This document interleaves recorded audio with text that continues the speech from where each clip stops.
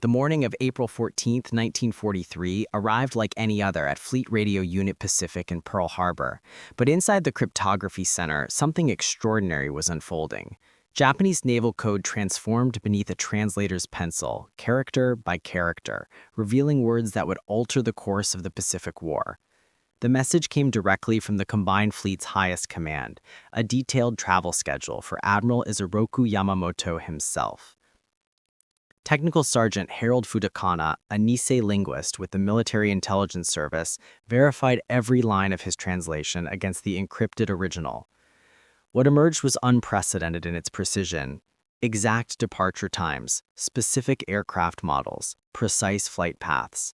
Japanese military punctuality had inadvertently handed American intelligence a roadmap to their most valuable target. Commander William Goggins, overseeing FRUPAC operations, understood immediately what they possessed. Within moments, the decoded intelligence reached Commander Edwin Leighton, intelligence chief for the Pacific Fleet. Leighton studied the document with mounting realization. The architect of Pearl Harbor would be vulnerable, completely exposed to American firepower for one fleeting window of opportunity. None of them could have imagined that this single intercepted message would set in motion the most daring fighter ambush ever attempted. The decision before them was both simple and profound. Could they reach him, and should they try? The Pacific Campaign had taught American forces a brutal lesson about Japanese command structure. Individual commanders weren't simply military leaders, they embodied the fighting spirit of entire fleets. Eliminate that symbol and morale crumbles across thousands of sailors and airmen. Admiral Isoroku Yamamoto represented far more than tactical brilliance. Educated at Harvard, widely traveled through America, comfortable at poker tables from Tokyo to Washington, Yamamoto understood his enemy better than any officer in the Imperial Navy. He had warned his superiors about American industrial might. He had argued against provoking a sleeping giant. His counsel had been dismissed. Yet once war became inevitable, he had planned Pearl Harbor with surgical precision, secured early victories across the Pacific, and nearly achieved decisive triumph at Midway before American codebreakers intervened. At Henderson Field on Guadalcanal, the Lockheed P-38G Lightning represented America's answer to the vast distances of Pacific warfare. Twin Allison engines could push the aircraft past 400 miles per hour at altitude. Its distinctive twin-boom design stretched 52 feet from wingtip to wingtip. 4 50-caliber machine guns and a 20mm cannon clustered in the nose, eliminating the aim problems that plagued wing-mounted weapons on other fighters. With external fuel tanks supplementing internal capacity, the Lightning could reach combat zones over 400 miles away, a range no other American fighter in theater could match. Major John Mitchell studied weather reports in the operations dugout, his mind calculating the tactical puzzle with computer-like precision. The direct route to the intercept point covered 435 miles, but flying straight would expose them to Japanese radar installations and observation posts scattered across enemy-held islands. Mitchell's alternative route swung far out over open ocean before turning north, adding 165 miles to the journey. Total outbound distance 600 miles, return flight 400 miles. 1,000 miles total, with fuel reserves sufficient for perhaps 7 minutes of combat at maximum power. The mathematics offered no mercy. Standard P-38G fuel capacity totaled 300 gallons in main tanks, with 60 additional gallons held in reserve. 2 external drop tanks added another 330 gallons. Maximum fuel load 690 gallons. Consumption at cruise settings ran approximately 50 gallons per hour per engine at low altitude, increasing with higher altitude and power demands. Available flying time, just over 5 hours and 45 minutes under perfect conditions. Required flying time for the mission, 4 hours and 30 minutes minimum, assuming flawless navigation and no complications. The margin for error approached zero when accounting for combat maneuvering and potential headwinds. Any miscalculation meant death in the vast Pacific. Captain Thomas Lanphier Jr. had memorized every detail of the mission profile. Son of a decorated World War I aviator who had served under General Billy Mitchell, the younger Lanphier possessed both tactical skill and political ambition that would shape his future career. Standing 6 feet tall with a confident bearing, he had already claimed 5 aerial victories, though some remained disputed among squadron mates. His aggressive flying style and talent for self-promotion had earned admirers and critics in equal measure. At 27, Lanfear viewed the Yamamoto mission as his pathway to fame and post-war political success. First Lieutenant Rex Barber embodied a different breed of fighter pilot. An Oregon farm boy who had studied engineering at Oregon State College before enlisting in September 1940, approached aerial combat with mechanical precision and quiet competence. Where Lanfear pursued glory, Barber pursued efficiency.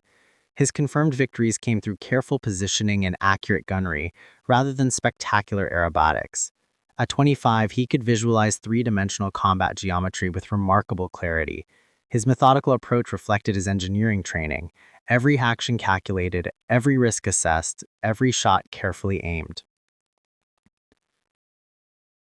Aboard Mitsubishi Bomber No. 323 at Rabal's Lakunai Airfield, Admiral Yamamoto reviewed his inspection schedule with staff officers.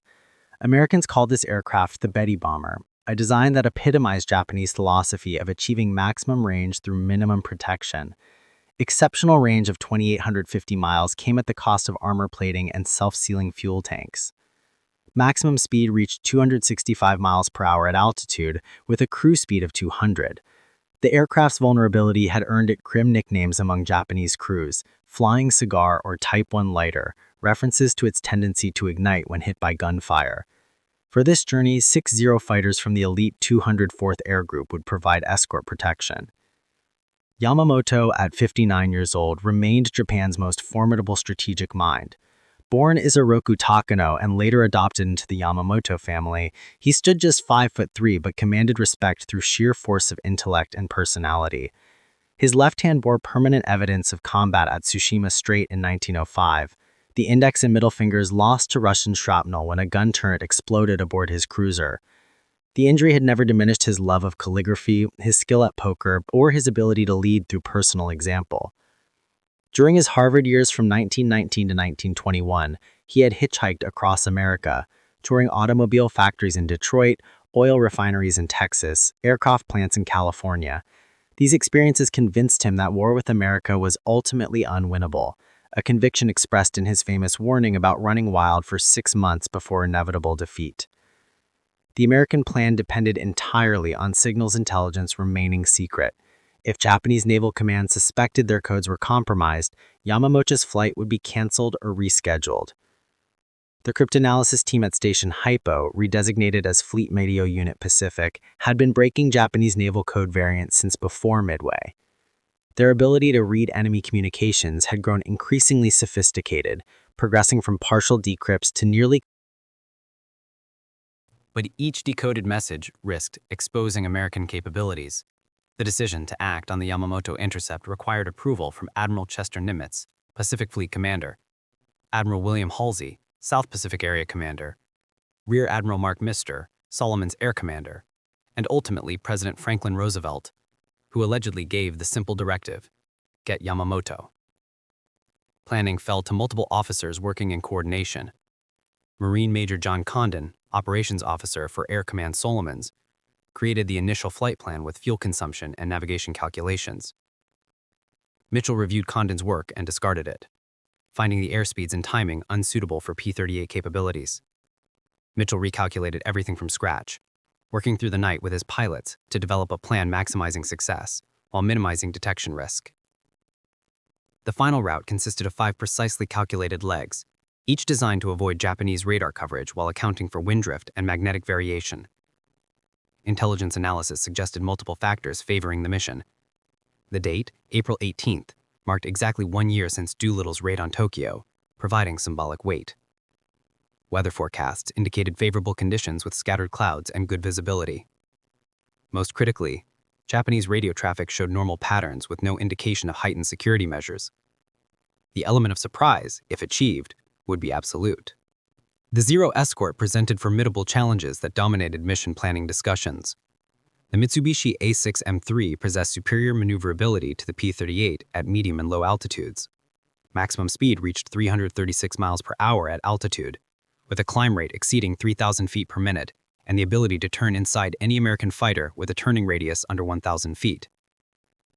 But these capabilities came through radical weight reduction, empty weight of only 3,980 pounds compared to the P-38's 12,780. No armor protected the pilot beyond a single piece of bulletproof glass. No self-sealing fuel tanks meant vulnerability to incendiary rounds. Structural strength calculated to absolute minimums. In a turning dogfight below 20,000 feet, the Zero would dominate. But in a high-speed diving attack utilizing superior firepower and structural strength, the Lightning held decisive advantages. Lieutenant Besby Holmes had studied Zero combat tactics throughout his Solomon Islands tour. Japanese pilots typically maintained close escort formation, positioning themselves 1,000 to 1,500 feet above and slightly behind bombers in 2-3 plane elements. Standard doctrine called for escorts to immediately engage attacking fighters, while bombers continued to their destination, relying on speed and defensive guns for protection. Intelligence analysis had noticed a pattern, though. When caught by surprise, Japanese formations often reacted slowly to attacks from unexpected angles, particularly from below and behind. The key would be achieving complete tactical surprise despite approaching across 600 miles of open ocean in broad daylight. April 18, 1943. The mission briefing began at 8 in the evening in the crowded operations tent. Rear Admiral Mark Mitzger, Air Command Solomons, personally addressed the assembled pilots.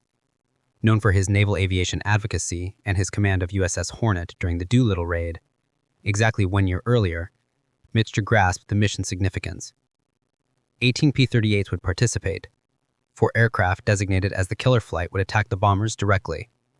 12 aircraft would provide top cover against the anticipated response from Kahili Airfield's 75 fighters. 2 additional aircraft would serve as spares for mechanical failures. The pilots selected for killer flight: Captain Lanfear, Lieutenant Barber, Lieutenant Holmes, and Lieutenant Raymond Hine. Spare pilots: Lieutenants James McLanahan and Joe Moore. Mitchell's navigation plan reflected brilliance born from extensive overwater experience. First leg, magnetic heading 265 degrees for 55 minutes at 30 to 50 feet altitude, covering 183 miles. Second leg, heading 290 degrees for 27 minutes, covering 89 miles. Third leg, heading 305 degrees for 38 minutes, covering 125 miles. Fourth leg, heading 330 degrees for 16 minutes, covering 52 miles. Fifth leg, heading 290 degrees for 21 minutes, covering 70 miles while climbing to attack altitude. Each leg calculated to avoid Japanese observation posts on New Georgia, Bella Valea, and the Treasury Islands, while accounting for wind drift and magnetic variation. No margin existed for navigation error. A single degree of deviation sustained over distance would put them miles off course with insufficient fuel to search. Pilot survival equipment reflected the mission's desperate nature. Inflatable life preservers for water landing, though survival chances in shark-infested waters were minimal. Jungle survival kits containing water purification tablets, emergency rations, fishing line, and basic medical supplies for bailouts over Bougainville. Each pilot carried a Colt 1911 .45 caliber pistol with extra magazines, knowing capture meant certain execution. Japanese treatment of downed American aviators had grown increasingly brutal as the war progressed. Intelligence reports from rescued prisoners described beheadings, medical experiments without anesthesia, and confirmed cases of cannibalism. Running out of fuel over water meant almost certain death from exposure or sharks. Mechanical failure over Japanese territory meant something worse. Lieutenant Luther Moore, the weather officer, reviewed meteorological data one final time. Surface winds from the southeast at 8 knots. Winds at 5,000 feet from the south at 15 knots. Winds at 10,000 feet from the southwest at 22 knots. Tropical weather in the Solomon Islands was notoriously unpredictable. A storm system developing anywhere along the route could doom the mission. Even unexpected headwinds might leave the P-38s without fuel to return. The meteorologist estimated 70% probability of favorable conditions, but everyone understood Solomon Islands weather could change within minutes. Towering clouds could develop from clear skies in under an hour. Radio silence would remain absolute until enemy contact. The P-38's radio sets had been specially tuned to an unlikely frequency to avoid Japanese monitoring, but any transmission risked alerting enemy forces. Mitchell would navigate for the entire formation using dead reckoning: compass, airspeed indicator, clock, and mental calculation. No radio beacons to confirm position. No landmarks over endless Pacific swells except occasional islands that had to be avoided. One man's navigation skills would determine whether 18 aircraft found their target or disappeared into the vast ocean. Lieutenant Julius Jacobson checked his aircraft's weapons one final time. The .450 caliber machine guns each carried 500 rounds of mixed ball, incendiary, and armor-piercing ammunition in linked belts. Rate of fire 750 to 850 rounds per minute per gun. The 20mm cannon carried 150 rounds of high explosive and armor-piercing shells. The concentrated firepower in the P-38's nose created a convergence zone of destruction that could saw through a bomber's wing structure in seconds. But ammunition consumption at maximum rate meant less than 37 seconds of firing time for the machine guns, and under 12 seconds for the cannon. Every burst had to count. In the pre-dawn darkness of April 18th, ground crews performed final preparations under crew chief supervision. Master Sergeant Leo Godfrey supervised arming crews, ensuring every round was properly seated and every belt correctly aligned. Fuel tanks topped to absolute capacity with 100-octane aviation gasoline. Internal tanks filled to 360 gallons. Drop tanks verified. Ammunition belts loaded with prescribed mixture of ball, armor-piercing, and incendiary rounds. Drop tank attachments checked and rechecked. A mechanical failure in a single shackle could abort an aircraft's participation or create fatal drag. Oil levels verified. Hydraulic pressures checked. Control surfaces inspected for full range of motion. The Japanese Navy's 11th Air Fleet at Rabaul operated under strict protocols for high-ranking officer transport. Vice Admiral Junichi Kusaka, Southeast Area Fleet Commander, and Yamamoto's subordinate, had argued against the inspection tour. American fighter activity had increased dramatically around Bougainville following the Japanese evacuation of Guadalcanal in February. Intelligence reports suggested Americans had nearly 200 fighters operating from Guadalcanal, the Russell Islands, and other forward bases. But Yamamoto insisted on personally congratulating pilots from Operation Igo, the recent Japanese air offensive that claimed dramatically inflated victories against American shipping. Reports of massive enemy losses, 1 cruiser, 2 destroyers, 25 transports sunk, when actual losses totaled 1 destroyer, 1 corvette, 1 tanker, and 2 cargo ships. Chief Petty Officer Hiroshi Hayashi supervised preparation of Yamamoto's aircraft at Lokunai Airfield. Betty Bomber No. 323 from the 705th Air Group had been selected for its excellent maintenance record and reliable engines. The aircraft had completed 47 combat missions without significant mechanical failure. Additional fuel tanks had been installed in the bomb bay to ensure adequate reserves. The admiral's seat had been positioned on the left side behind the pilot, providing optimal view for aerial observation. A special mounting had been installed for Yamamoto's personal katana, a family heirloom dating to the 16th century. The escort fighters came from the 204th Air Group, an elite unit with extensive combat experience over the Solomons. The 6 selected pilots averaged over 500 combat hours each. Among them flew Petty Officer First Class Shiochi Sugita, who would later become one of Japan's leading aces with over 70 victories before his death in April 1945. Also flying escort was Petty Officer First Class Kenji Yanagiya, a 100-mission veteran who felt deeply honored to protect the combined fleet commander. They had faced American P-38s, P-39s, P-40s, and F-4F Wildcats in numerous engagements. The Lightning's speed advantage diminished below 15,000 feet due to compressibility effects and the Zero's superior power-to-weight ratio at low altitudes. Its turning radius at low altitude exceeded the Zero's by a factor of 2. In a low-altitude turning engagement, Zero pilots believed they held every advantage except firepower and armor protection. At 7:25 local time, 5:25 Tokyo time, on April 18th, Mitchell's P-38s began launching from Fighter Strip 2 at Henderson Field. The takeoff sequence had been carefully orchestrated to minimize time and fuel consumption. Mitchell led the procession, followed by his flight of 3, then Lanfear's killer flight, then the cover flights.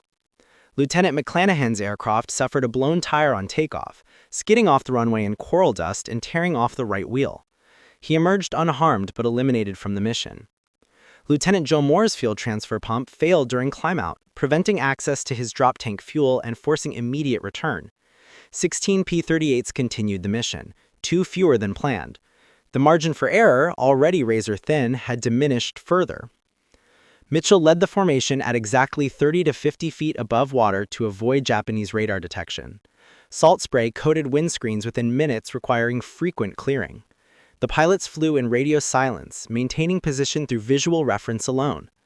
Each pilot fought his own battle against monotony and fatigue. 2 hours and 5 minutes of formation flying at extreme low altitude, constantly adjusting throttles to maintain position and scanning engine instruments while avoiding spatial disorientation. Pacific swells rolled beneath them in endless succession, hypnotic in their regularity. Several pilots later reported fighting drowsiness, using techniques from slapping their own faces to singing loudly to maintain alertness. The sun blazed through plexiglass canopies, turning cockpits into ovens despite the slipstream. Lieutenant Roger Ames, flying in the cover flight, monitored his fuel consumption with growing concern. The drag from his drop tanks exceeded calculations, possibly due to improper attachment angle or manufacturing variations. At current consumption rates, he would have perhaps 5 minutes of reserve fuel upon return. The mathematics were simple and terrifying. Burn too much fuel outbound, and they wouldn't make it home. Conserve too little, and they might lack power for combat maneuvering. Each pilot made continuous microadjustments to propeller pitch and throttle settings, balancing mission requirements against survival probability. At 600 hours Tokyo time, 800 local, Yamamoto's two-bomber formation departed Rabaul exactly on schedule. The Admiral wore his dress white uniform with full decorations, including the Order of the Chrysanthemum and the Order of the Golden Kite, intending to impress forward area troops with Imperial Navy prestige. His mood was reportedly somber. Several staff officers later testified he seemed unusually fatalistic about the flight.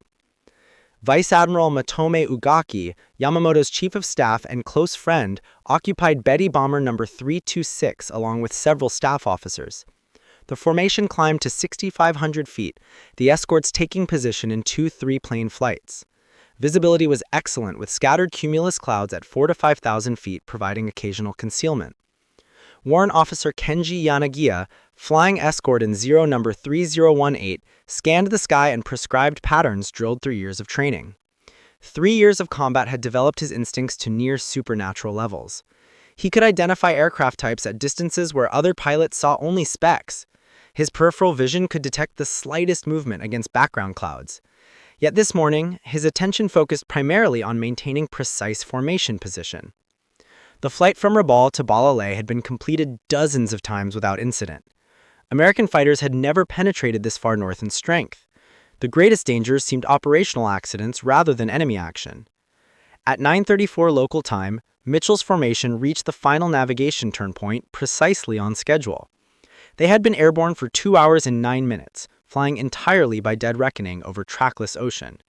Mitchell waggled his wings, signaling the turn, and 16 P-38s banked in unison toward Bougainville. The timing was extraordinary.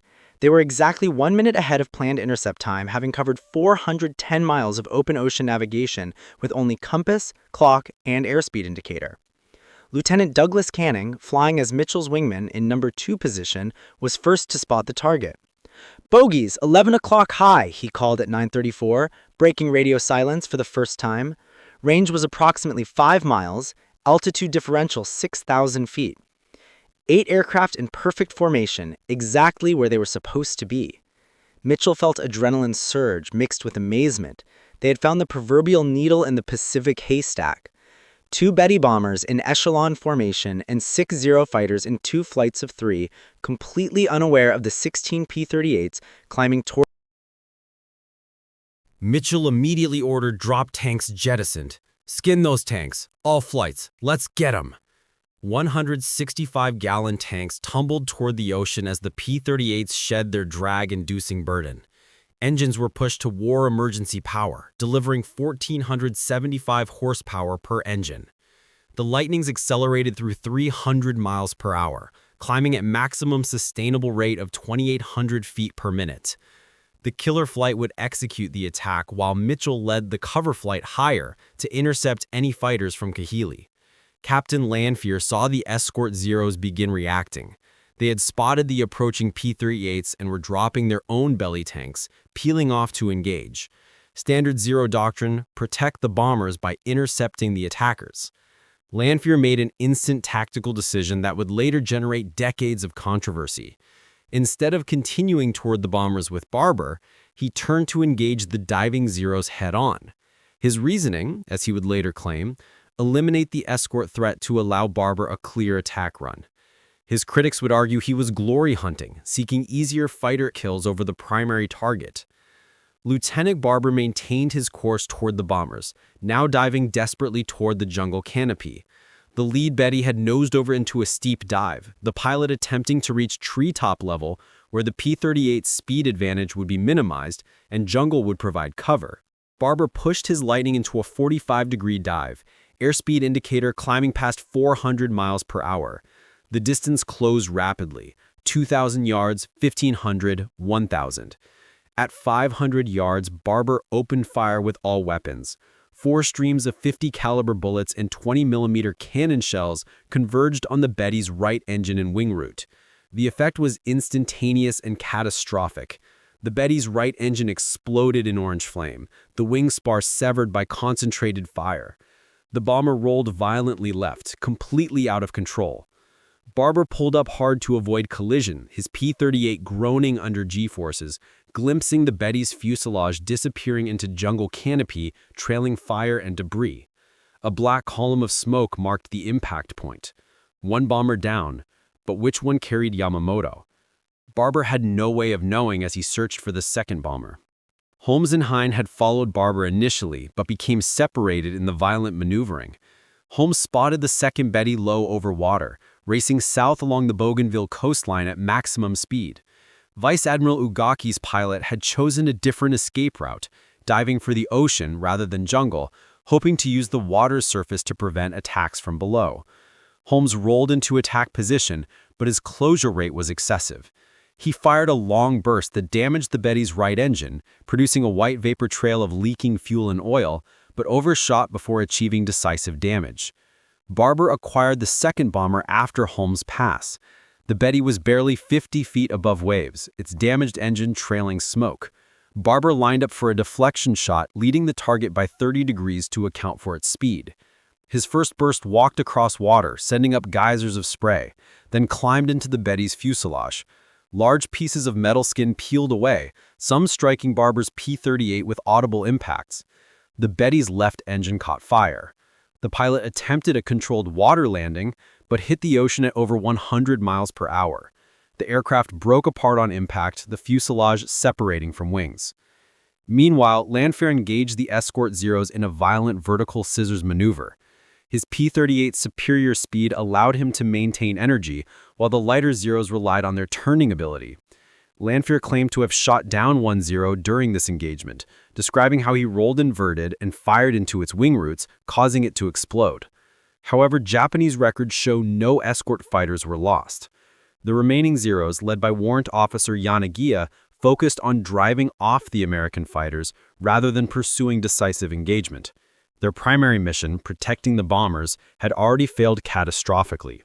The top cover flight led by Mitchell watched for fighters from Kahili Airfield, located just 20 miles from the intercept point. The expected swarm of 75 fighters never materialized. Either surprise was complete or Japanese fighters were committed somewhere else. Mitchell maintained altitude advantage at 18,000 feet, ready to dive on any climbing interceptors. Below him, the killer flight completed their attacks and turned for home. The entire engagement had lasted less than 10 minutes. Time over target, perhaps 3 minutes of actual combat. The mission's success would depend on which bomber carried Yamamoto. Lieutenant Barber's P-38 had sustained significant damage during the engagement. His aircraft bore 104 bullet holes from return fire by the bomber's defensive machine guns and possibly from Zero fighters. Hydraulic fluid leaked from punctured lines, leaving reddish streaks along the fuselage. One engine ran rough, possibly from debris ingestion or battle damage, but both Allison engines continued functioning and the Lightning remained controllable. Barber began the long flight home, constantly monitoring engine temperatures and fuel consumption. Every unusual vibration might signal impending engine failure over 400 miles of hostile ocean. The return flight tested every pilot's endurance and skill. Fuel reserves were critically low for several aircraft. Lieutenant Holmes experienced engine problems that forced him to reduce power, falling behind the formation. Radio discipline was partially maintained despite temptation to coordinate or call for help. Each pilot was alone with his calculations, estimating whether remaining fuel would carry him home. The mathematics of survival played out in 16 cockpits simultaneously. As they approached the Russell Islands, approximately 200 miles from home, several pilots faced critical decisions. Lieutenant Hines' fuel gauges showed dangerously low levels. Rather than risk ditching at sea, he could attempt landing at the emergency strip on Banaka Island, but Japanese submarines had been reported in the area, and rescue was uncertain. He chose to continue, trusting his calculations and the reliability of Allison engines. Mitchell's navigation on the return leg proved equally precise. The scattered P-38s gradually reformed as they approached Guadalcanal. At 12:30 local time, Fighter Strip 2 appeared ahead exactly where expected. Several aircraft were operating on fumes. Holmes landed with both engines sputtering, his fuel tanks essentially dry. Others landed with less than 10 gallons remaining, perhaps 3 minutes of flight time. The margin between triumph and disaster was measured in gallons of gasoline. As pilots shut down their engines, ground crews immediately swarmed the aircraft, counting bullet holes and assessing damage. The immediate question on everyone's mind: had they succeeded? Which bomber carried Yamamoto? The pilots could only report 2 bombers destroyed, but target identification had been impossible during fierce combat. Intelligence officers would have to wait for Japanese reaction to determine the mission's true outcome. The wait would prove agonizing. That evening, as tropical darkness fell over Guadalcanal, the pilots gathered in the officers' club, a ramshackle structure of salvaged lumber and captured Japanese materials. Captain Lanfear, ever conscious of publicity, immediately began promoting his version of events. He claimed to have shot down Yamamoto's bomber after a spectacular vertical reversal maneuver, rolling inverted and firing into the bomber from above. His account would have required him to be in 2 places simultaneously, engaging Zeros while also attacking bombers. Lieutenant Barber quietly disputed this version, describing his straightforward stern attack on the lead bomber. Japanese search parties found Admiral Yamamoto's crashed bomber the following day, April 19th. The wreckage was scattered through dense jungle approximately 4 miles inland from Moila Point, near the village. The search was led by Lieutenant Commander Hamasayuna of the 26th Air Flotilla. Yamamoto's body was discovered thrown clear of the main wreckage, but still strapped in his aircraft seat. He maintained a dignified posture even in death, his white-gloved hand still clutching his ceremonial sword. Medical examination revealed 2 gunshot wounds. 1 bullet had entered below his left shoulder blade, exiting above his right eye. Another had struck his jaw. Death had been instantaneous, probably during Barber's initial firing pass. The psychological impact on the Japanese Navy was devastating beyond calculation. Yamamoto was not merely a fleet commander, but the embodiment of Japanese naval tradition and strategic thinking. His understanding of combined fleet operations was unmatched. His ability to inspire loyalty among subordinates was legendary. His realistic assessment of American capabilities had provided the only check on Japanese strategic overreach. Captain Yasuji Watanabe, one of Yamamoto's staff officers who survived the second bomber's crash with severe injuries, later described the admiral's death as a void that could never be filled. Watanabe had been playing shogi with Yamamoto just the night before, and the admiral had seemed unusually fatalistic. Japanese naval intelligence immediately suspected Americans had broken their codes. The precision of the intercept, arriving at exactly the right place and time after a 600-mile flight, seemed impossible through coincidence. The timing, exactly 1 year after Doolittle's raid, suggested deliberate planning. But acknowledging code compromise would require admitting catastrophic intelligence failure that could affect ongoing operations. Instead, Japanese authorities claimed Yamamoto had died while directing forward operations, maintaining the fiction that his death occurred during routine combat rather than targeted assassination. The American reaction was initially subdued due to security concerns. If Japanese confirmed codes were compromised, the intelligence advantage that had proved decisive at Midway and enabled the Yamamoto mission would be lost. President Roosevelt received the news with grim satisfaction but ordered absolute secrecy. Admiral Nimitz worried that publicity might reveal American code-breaking capabilities. For over a month, the American public remained unaware that Yamamoto was dead, let alone that American fighters had killed him. The controversy over who shot down Yamamoto began immediately upon landing and would poison relationships for decades. Captain Landfear, ever conscious of publicity value, aggressively promoted his claim. His account, which evolved and became more elaborate over time, described performing an extreme vertical reversal, rolling inverted, and firing into the bomber's wing root from above. This version of events would have required Landfear to violate laws of physics, being in two places simultaneously while performing maneuvers that exceeded the P-38's capabilities. Lieutenant Barber's account was more modest and consistent with physical evidence.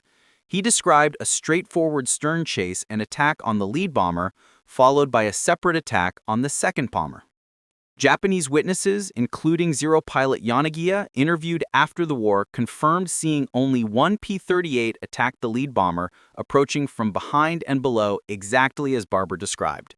The angle of bullet impacts on Yamamoto's body, entering from below and behind, matched Barber's attack geometry perfectly. The distribution of bullet holes in the wreckage was consistent with fire from behind and below, not from above. The dispute would continue for decades, poisoning relationships among mission participants. In October 1943, a Time magazine article featured the mission and mentioned Landfear by name, nearly compromising operational security. The Air Force officially credited both Landfear and Barber with half a kill each in 1991, a political compromise that satisfied no one. In 2003, after extensive analysis of Japanese records, crash site evidence, and witness testimony, historians concluded that Barber alone was responsible for shooting down Yamamoto. Major Mitchell, who had led the mission with extraordinary skill, received the Navy Cross rather than the Medal of Honor originally recommended. The security breach caused by premature publicity had angered Navy leadership. Every pilot on the mission received the Navy Cross, recognition of the operation's exceptional danger and importance. But Mitchell's extraordinary navigation, finding a moving target after 600 miles of dead reckoning, deserved greater recognition than inter-service politics allowed. The technical lessons from Operation Vengeance influenced American fighter development throughout the war. The P-38's unique combination of range, firepower, and speed had proved decisive. No other American fighter could have executed this mission. The Lightning's twin-engine reliability had brought damaged aircraft home when single-engine fighters would have been lost. The concentrated nose armament had achieved instant devastating effect that wing-mounted guns could never match. These lessons would influence development of long-range escort fighters like the P-51 Mustang. Japanese naval aviation never recovered from Yamamoto's loss. His successor, Admiral Mainichi Koga, lacked Yamamoto's strategic vision and charismatic leadership. Koga would die in a plane crash less than a year later, in March 1944, another blow to Japanese naval leadership. The Japanese Navy's subsequent operations reflected increasingly desperate tactics rather than coherent strategy. The decisive battle Yamamoto had sought to orchestrate, a single engagement to destroy American carrier forces, would never materialize.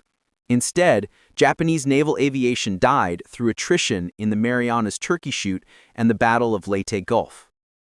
The psychological impact extended beyond military implications. Yamamoto had been portrayed in Japanese propaganda as invincible, the supreme naval strategist who would lead Japan to inevitable victory. His death shattered this mythology. If Yamamoto could be hunted down and killed, what did that say about Japan's prospects? Morale throughout the Japanese military began to decline that would accelerate with each subsequent defeat. The victory disease that had infected Japanese strategic thinking after early successes gave way to desperate fatalism. American code-breaking capabilities continued to provide decisive advantages throughout the Pacific War. The Japanese never fully acknowledged their codes were compromised, making only incremental improvements rather than wholesale changes.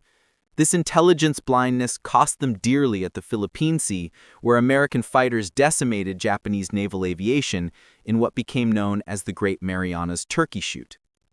The ability to read enemy intentions transformed American defensive operations into carefully orchestrated ambushes. The human cost of Yamamoto's death extended to those who flew the mission.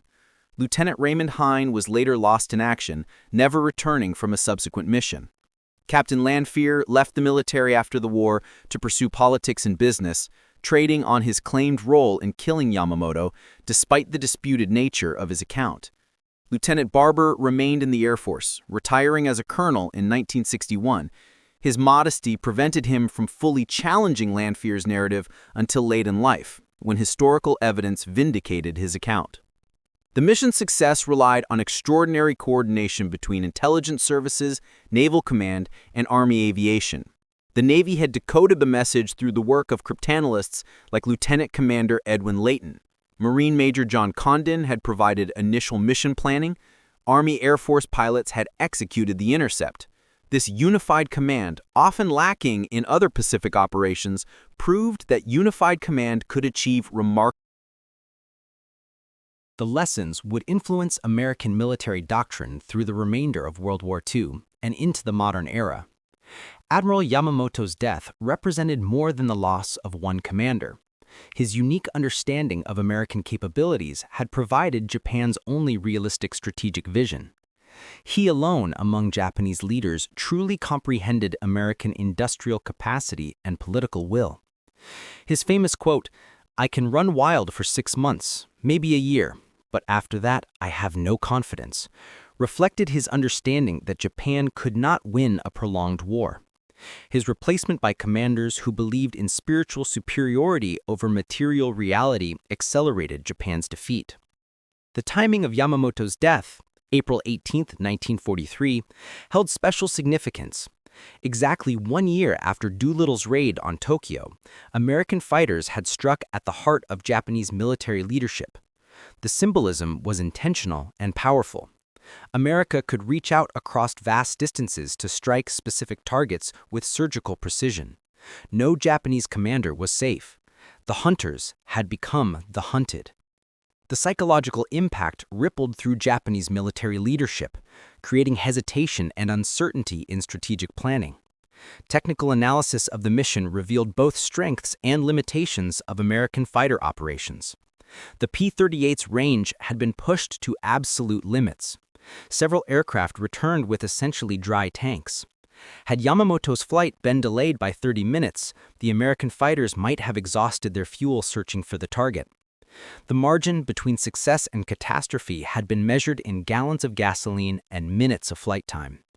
This razor-thin margin highlighted the need for even longer-range fighters and better fuel management systems. The role of weather in the mission's success cannot be overstated. Clear visibility at the intercept point had allowed visual acquisition at maximum range. Scattered cloud cover along the return route had provided concealment from potential Japanese interceptors. A tropical storm anywhere along the route would have forced mission cancellation. The weather gods, as pilots often said, had chosen sides on April 18, 1943. Exactly a slight wind shift could have doomed the mission. Japanese efforts to conceal Yamamoto's death revealed the magnitude of the loss. For over a month, Japanese propaganda continued issuing statements in Yamamoto's name.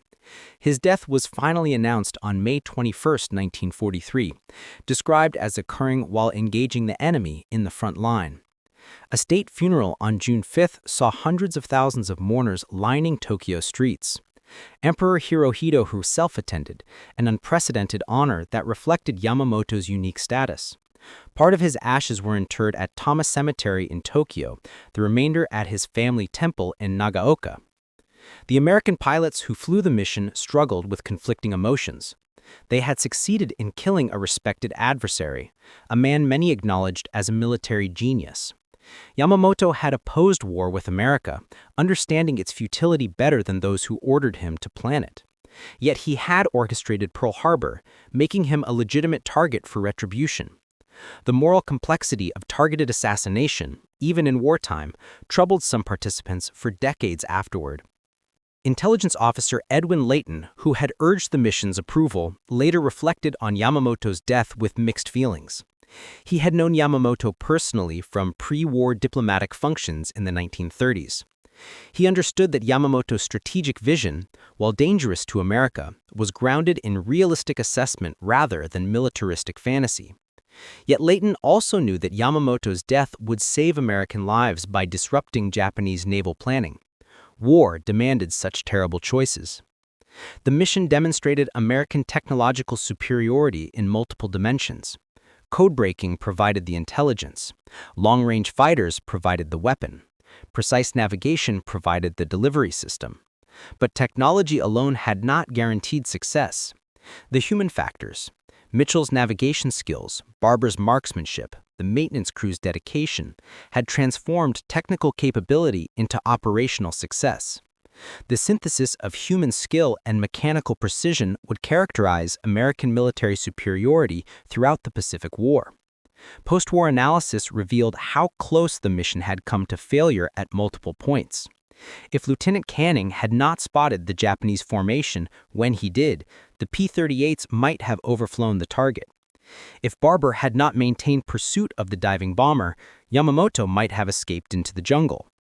If Holmes had not damaged the second bomber, allowing Barber to complete its destruction, witnesses might have survived to warn of American code-breaking capabilities. Each link in the chain had held, but barely. Squadron records revealed the mission's narrow margins in stark detail. Fuel consumption data showed several aircraft had operated beyond calculated ranges, succeeding only through favorable winds and careful engine management. Ammunition expenditure reports indicated Barber had fired approximately 70% of his available rounds during his 2 attack runs. Maintenance logs documented extensive damage to multiple aircraft, testament to the intensity of Japanese defensive fire during those brief combat moments. The strategic implications of Yamamoto's death extended beyond immediate military effects. His absence removed the one Japanese leader who might have negotiated reasonable terms as the war turned against Japan. Yamamoto understood Japan could not win a prolonged war against American industrial might. His successors, lacking his perspective and influence, pursued increasingly desperate strategies that prolonged the war and increased casualties on both sides. The kamikaze tactics that emerged later in the war reflected the strategic bankruptcy that followed Yamamoto's death. Weather records for April 18, 1943, confirmed the exceptional conditions that had enabled mission success. Visibility exceeded 10 miles throughout most of the route. Cloud cover remained scattered rather than solid. Wind speeds and directions closely matched forecast values.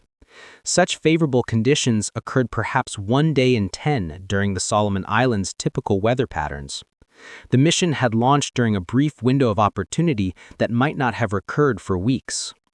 The intelligence success that enabled Operation Vengeance relied on hundreds of cryptanalysts, translators, and analysts working in absolute secrecy at Station Hypo and other facilities. Their contribution to victory often went unrecognized, overshadowed by more visible combat operations. Yet without their patient, meticulous work, the Yamamoto mission would have been impossible. The codebreakers had provided the sword, the pilots had merely wielded it. Technical examination of the crashed Betty bomber revealed the devastating effectiveness of concentrated forward-firing armament.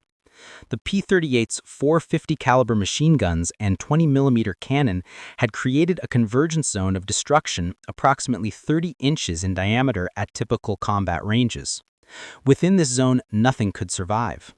The bomber's aluminum structure had been shredded, control cables severed, fuel lines ruptured, and crew killed instantly. No amount of armor could have protected against such concentrated firepower. The Zero escort fighters' failure to protect the bombers highlighted a critical weakness in Japanese tactical doctrine. The escorts had reacted according to training, engaging the attacking fighters rather than maintaining close protection of the bombers. This predictable response had allowed Barber to reach the bombers while Lampier occupied the Zeros. American fighters would exploit this tactical inflexibility repeatedly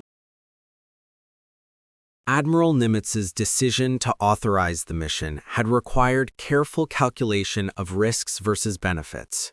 If the mission had failed with heavy losses, it might have revealed American code-breaking capabilities while achieving nothing. If publicity had leaked prematurely, the Japanese might have changed their codes entirely. Nimitz had accepted these risks because Yamamoto represented a unique target, a commander whose abilities could not be replaced. History validated his decision.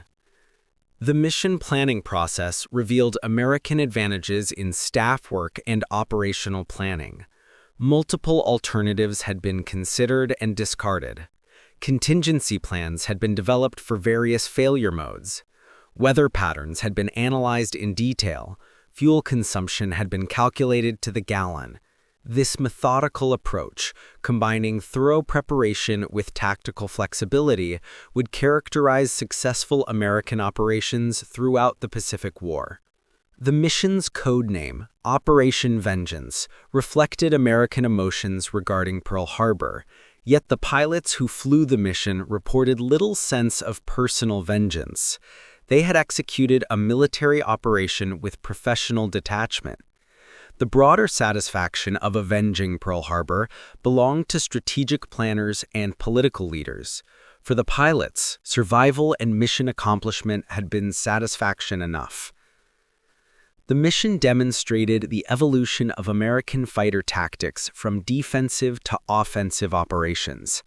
Early in the war, American fighters had struggled to protect their own bombers from Japanese interception.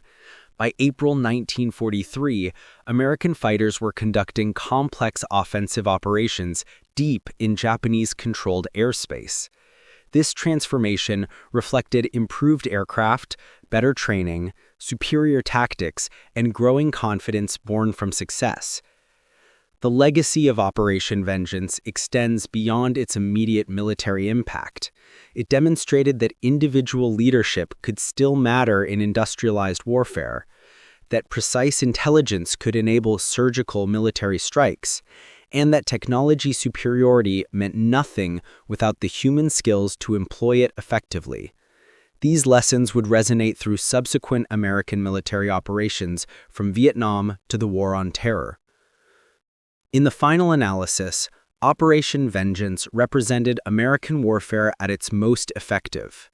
Superior technology guided by precise intelligence. Careful planning executed with tactical flexibility. Individual excellence within coordinated team effort. The synthesis of these elements had killed Admiral Yamamoto, and with him, Japan's best hope for negotiated peace. The Pacific War would continue for 28 more months, but its outcome was no longer in doubt. April 18, 1943 had dawned with 18 American pilots preparing for an impossible mission. It ended with Admiral Isoroku Yamamoto dead in the Bougainville jungle, Japan's naval strategy in ruins, and American victory in the Pacific increasingly inevitable. The longest fighter intercept mission in history had achieved its objective through a combination of brilliant planning, superior technology, exceptional flying skills, and extraordinary luck. Operation Vengeance had delivered exactly what its name promised: revenge for Pearl Harbor and the elimination of Japan's most dangerous military mind. The 16 P-38 Lightnings that returned to Guadalcanal that afternoon had changed the course of the Pacific War. Their pilots had flown to the very edge of mechanical and human endurance, fought a brief but decisive battle, and returned to tell the tale. In those few minutes over Bougainville, they had achieved what thousands of bombers and millions of bullets could not: the precise elimination of irreplaceable enemy leadership. The age of strategic assassination had begun, and warfare